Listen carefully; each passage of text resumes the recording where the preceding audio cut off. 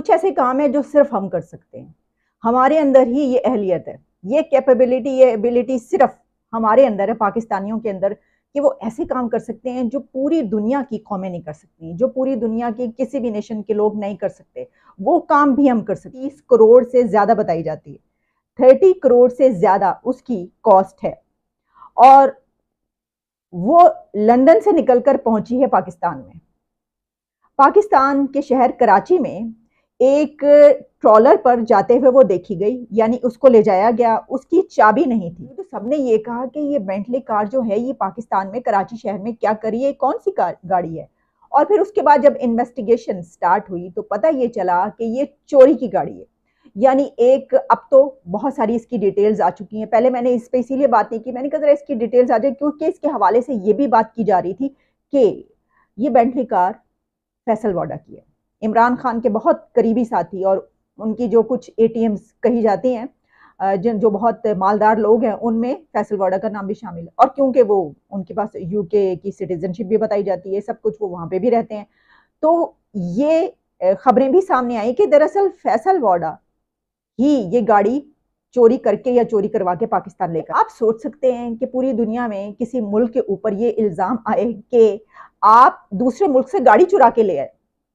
यानी हमने क्या किया कि हमने कहा कि ये जो गाड़ी है ये हम दूसरे मुल्क लेकर जाएंगे। अच्छा, वैसे तो मैंने देखा कि इसके ऊपर बहुत सी कमेंट्स आ रहे थे, किसी ने ये भी कमेंट किया कि अगर बरतानिया पूरा सब कॉन्टिनेंट सोने की चिड़िया यहाँ से उड़ाकर और चोरी करके अपने मुल्क ले जा सकता है, कोहिनूर ले जा सकता है, तो क्या हम एक बेंटली कार भी नहीं ला सकते। तो देखिए, इसका मतलब ये हुआ कि अगर बरतानिया को कोई मुंह तोड़ जवाब दे सकता है उसके कामों का, तो वो सिर्फ पाकिस्तान है, वो सिर्फ हमारे लोग हैं जो उनको ये जवाब दे सकते हैं। उन्होंने कहा आप हमारा कोहिनूर चुरा के लेके गए, आपने हमारे साथ जो है ये किया, सोने की चिड़िया को आपने सारा माल मता उठाया और खाली करके चले गए, तो कोई बात नहीं, हम एक जो भारत के अंदर शेख हसीना का आना और तकरीबन एक 9.5 बिलियन डॉलर के कंसेशनल लोन्स जो इंडिया जो है वो बांग्लादेश को दे रहा है, ये बड़ी इंपॉर्टेंट डेवलपमेंट्स हैं। नॉर्मली पाकिस्तानी मीडिया इसको दिखाता नहीं है, पाकिस्तानी मीडिया इसको कवरेज था कि भारत के वजीर आजम जो है नरेंद्र मोदी ने शेख हसीना के साथ एक प्रेस टॉक की और उसमें कहा कि भारत और बांग्लादेश जो है वो मिल के जो 1971 फोर्सेस हैं उनके खिलाफ काम करेंगे। अब ये जारी बात है, और इससे पहले भी जब शेख हसीना साहबा जो हैं वो अगर प्राइम मिनिस्टर मोदी जाते हैं इंडिया, बांग्लादेश जाते हैं या वो आती हैं, वो कि इनकी बड़ी मुलाकातें हो सकी, आई थिंक 12 से ज्यादा मुलाकातें दोनों वज़राए आज़म की हो चुकी हैं, और दोनों के ताल्लुकात बड़े इंपॉर्टेंट हैं इस खित्ते के हवाले से।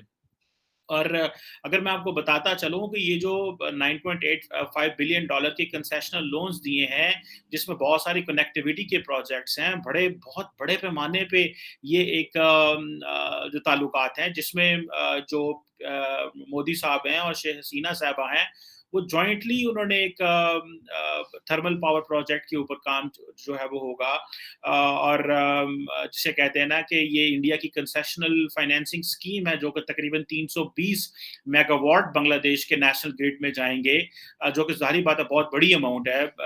एक जो ये रेल प्रोजेक्ट के हवाले से उसका भी इफ्तिताह किया।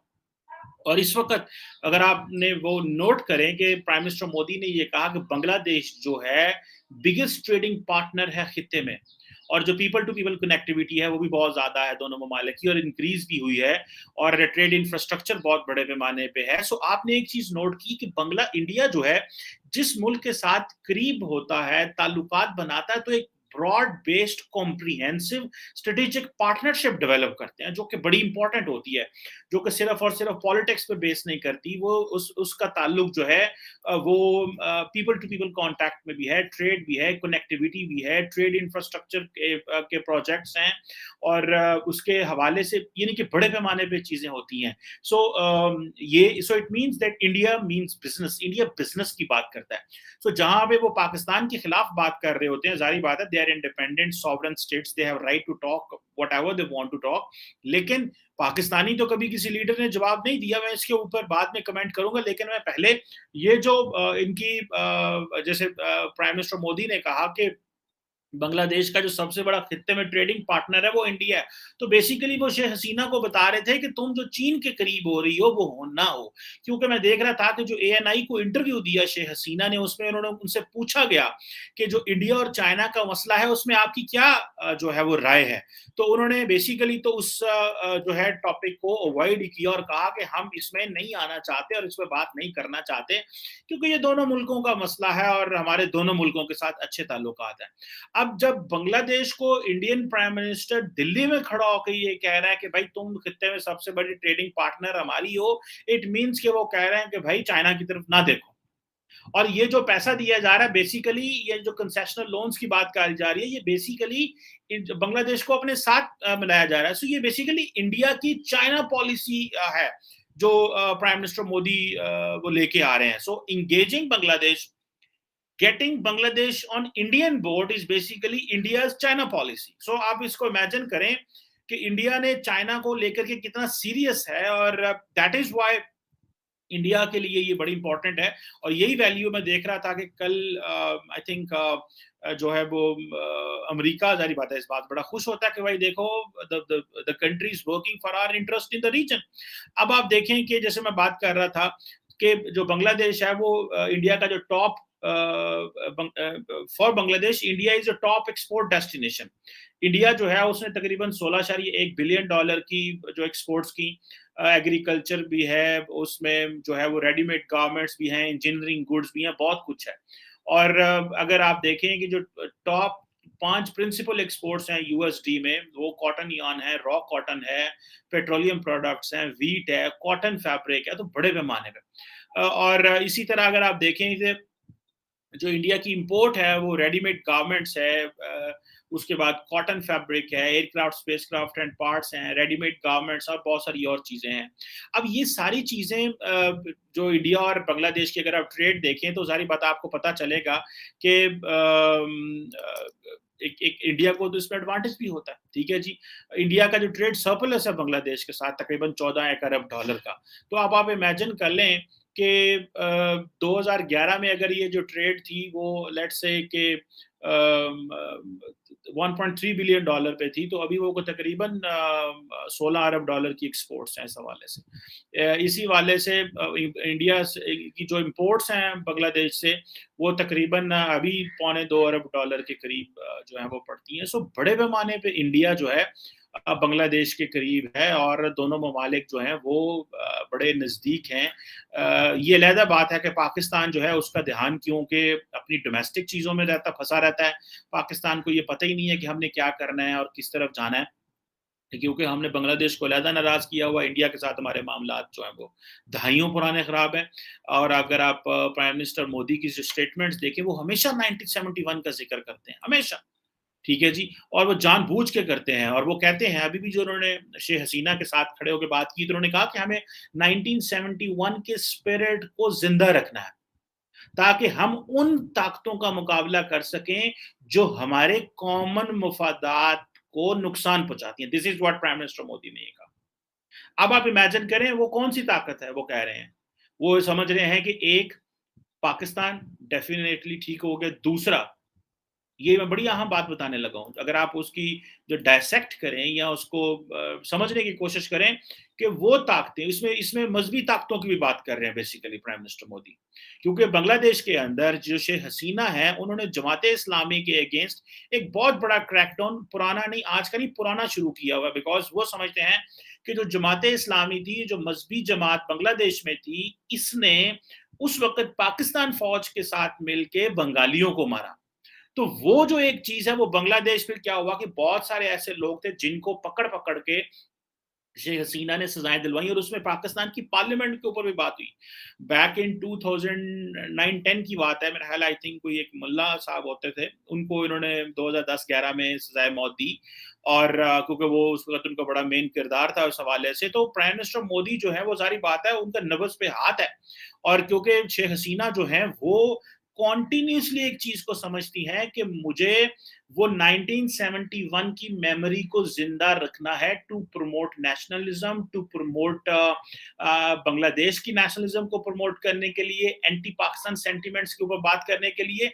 And then at the end of the day Pakistan has nothing to offer. देखिए, अगर आपने किसी को ठंडा करना हो या उसके इंगेज करना हो, तो you have something to offer them.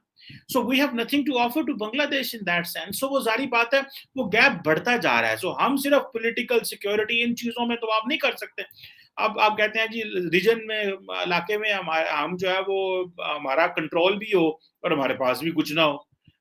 वो जो बहुत सारे लोग कहते हैं जी पाकिस्तान अपना अनड्यू शेयर मांगता है रीजन में when it comes to power. So Pakistan को तो उन्होंने इररेलेवेंट कर दिया बहुत सारे। So when it comes to SAARC we are irrelevant. India has its own mechanism to deal for Afghanistan, including SAARC countries. Whenever they call NSAs, then India, along with the Americans, are engaging in Indo-Pacific minus Pakistan. So they're making Pakistan irrelevant. And China does not have the capacity कि हमें हर जगह promote करे, because हमें भी वो समझते हैं कि that they are not the good friends to be introduced everywhere. ये बड़ी इंपॉर्टेंट क्वेश्चन है कि ये कोई अच्छा ऐसा दोस्त नहीं है जिसको हर जगह आप जो है वो इंट्रोड्यूस कराते फिर हो पाए। क्या भी मेरा यार है, क्या भी मेरा यार है। For that you must have the capability and the capacity and you must have something to offer. वो जो ऑफर करने के लिए आप पाकिस्तानी जो है लीडरशिप है वो खामोश बैठी रहती है। वो नरेंद्र मोदी साहब बांग्लादेश की वजीर आजम के साथ बैठ के जो कमेंट्स करते हैं, बिस्ती की बात करते हैं, इंसल्ट कराते हैं पुरानी, उसकी वजह क्या है कि एक तो डरते रहने हैं कि यार वो ताल्लुकात खराब हो जाएंगे। दूसरा, हम बांग्लादेश के साथ कोई बैकडोर हमारे चीजें चल रही हैं, हम उसको भी शायद हर्ट नहीं करना चाहते। तीसरा इसमें जारी बात है जो इम्पोर्टेंट चीज देखने की है, that we don't have any common thing to share. वो एक चीज ऐसी है ही नहीं है जिसको हम शेयर भी कर सकें। सो हमें बार बार, और चौथा ये है कि हम we are polarised and divided at home. We do not have a joint front, we don't have a joint, हमारा वो नहीं है कि हम मिल के जो है वो, अगर कोई अपोजिशन और बात करेगी, हुकूमत और बात करेगी, हुकूमत जो अपोजिशन जमाते हैं पकड़ के एस्टैब्लिशमेंट को अलहदा क्रिटिसाइज कर रहे होंगे। सो बहुत सारी चीज़ें ऐसी हैं, जैसे यौम दफा 6 सितंबर आया तो इमरान खान के लोगों ने या जैसे फवाद चौधरी ने मजाकिया स्टेटमेंट करने शुरू कर दी इंडिया के हवाले से। सो मैं देख रहा था किसी टीवी पे 6 सितंबर की बात हुई है, किसी टीवी पे बात नहीं हो रही थी। तो वो जो एक ये जो इस प्रोजेक्ट को समझने के लिए, इन चीजों को करने के लिए एक वो जो नेशन की बात होती है ना, कौन मिल के बात करती है, that is what is lacking. और अगर इंडिया रेलवे प्रोजेक्ट चला रहा है, इंडिया जो है वो बड़े पैमाने पे काम कर रहा है, तो फिर बांग्लादेश को क्या जरूरत पड़ी है पाकिस्तान के साथ ताल्लुकात को उस नहज पे लेके जाने की। They don't need it, they don't want it. And I think मुझे नहीं लगता कि उनको ये है कि भाई हमें आइंदा भी मुस्तकबिल में भी शायद पाकिस्तान की कोई ज़रूरत रहेगी या पाकिस्तान की कुछ चीज़ ऐसी होगी जो हमें मिल के साथ करनी है। मैं ज़ाती तौर पे ये समझता हूँ कि पाकिस्तान जो है उसकी जो हुकूमत, जो लीडरशिप है, जो पॉलिटिशियंस हैं, they don't want to get into ये जियोपॉलिटिकल और इन चीज़ों में वो नहीं करना चाह रहे। We are too busy in our petty things. हम अपनी पैटी पॉलिटिक्स में, उन चीज़ों में बहुत ज़्यादा जो है ना वो मसरूफ़ हैं कि हम वो ज़्यादा बात भी नहीं उस हवाले से करते। डॉक्टर जयशंकर जो हैं वो एक बड़े पैमाने पे पूरी दुनिया में इंडिया का पैगाम लेके जा रहे हैं। आप उनको देखें, you will find him very aggressive. जिससे बात कर रहे हैं, वेस्ट से बात कर रहे हैं, इंडियन आइडियोलॉजी की बात कर रहे हैं, वो बड़े वैसे तरीके से बात कर रहे हैं। लिबरेशन वॉर की देखें, इंडिया और बांग्लादेश कॉन्टिन्यूसली बात कर रहा होता है। और दूसरा ये है कि जिसे आप कह लें कि ये इसको they don't want to forget it. मैं देख रहा था कि शेख हसीना जो है, उन्होंने कहा जनाब के जो वो तकरीबन 200 स्कॉलरशिप्स देगी, 200 फैमिलियों को स्कॉलरशिप देगी जिन्होंने, उन इंडियन मिलिट्री के लोगों ने जिन्होंने लिबरेशन वॉर में 1971 में जख्मी हुए या जो मारे गए। इसमें क्या होता है, बांग्लादेश और इंडिया के हवाले से पाकिस्तान की लीडरशिप की जो खामोशी है और जो इनका वो जो अल्फाज का इस्तेमाल है, अगर वो दबे दबे अल्फाज में बात कर सकते थे, इनको भी बात करनी चाहिए, इनको भी कुछ ना कुछ जवाब देना चाहिए। निरायत नहीं कि उन्होंने गल कर दी तो खामोश रहो। So we have to see कि ये, और इसके ऊपर भी I will learn and try to find out कि ये क्यों इस तरह खामोश जो है वो रहते हैं। Thank you very much.